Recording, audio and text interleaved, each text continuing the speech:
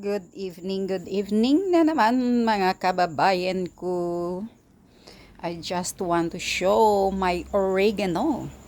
Look at my oregano. It's long. It's very tall. Look at that. It's just a little small flower pot. You know, I just planted, but you look at that. It grows until like that. It grows so tall. Look at that. Anyway, I put a stick like this so that actually it will hold them from falling down from the other side to the other side. So I just want to, to do like this way. Actually oregano is good for our lungs, especially if you are coughing. If you are coughing, then, you can just take 7 leaves and then you just put a hot boiling water. And that's it, and then just wait for a while and then drink it. And you see, kaya kayo dyan sa Pilipinas, magtanim kayo ng oregano dahil talagang maraming na-contribute ito sa health natin. Please plant oregano.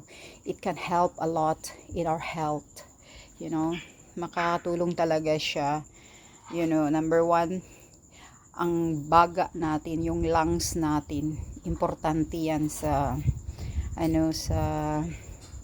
importante yan sa katawan natin. So you should have to protect and give always good nutritious for your lungs. Dahil importante yan pag mahina na yung lungs mo. So yan na, inuubo-ubo ka na, madali ka nang magkasakit, madali ka nang hihingalin. Yun kasi may problema yung lungs mo, kulang ka na ng oxygen. So dapat talaga ang lungs aalagaan ninyo. You see my oregano, look at that, matataba yung mga dahon. Beside na matataba siya, talagang mahaba talaga. You see, for me, everyday umiinom ako ng green tea, hinahaluan ko ng 4 o 5 na dahon ng oregano, just to have taste and flavor. Actually, it's nice taste if you drink oregano like this fresh. It's very nice. Until, of course, from the beginning, you feel like you don't like it. But when you keep going, keep drinking, you will used to it. And then you will love the taste already. That's it. Right. Happy evening sa lahat. 8:00 na po. Pero dito ay isang maaga pa. Maliwanag pa po dito.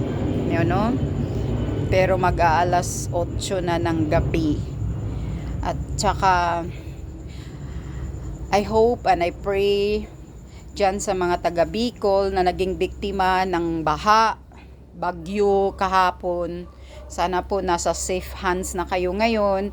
At wag niyong kalimutan, pumunta kayo sa DSWD. Dahil yung DSWD ay maraming pundo ang mga congressman. Si Tambaluslos, pinunduhan ang DSWD. Humingi kayo doon ng tulong araw-araw sa DSWD. Sabihin nyo, di ba yung IX, para sa kahirapan, para sa pinansyal, para sa emergency, yun. Hingiin nyo yung IX na yun. At humingi kayo ng malaki. Dahil pera natin yan, pera ng mga taxpayer yan. So we have to, hingiin nyo yan. Huwag kayong magpapaluko. Pera ng Pilipinas yung DSWD na pundo dyan. Pinunduhan ng malaki ni Tambi ang DSWD. So it's time for you all to take that money. Pera natin yan. Kasi mga walang silbi itong gobyernong bangag na to. That's it. Bye-bye.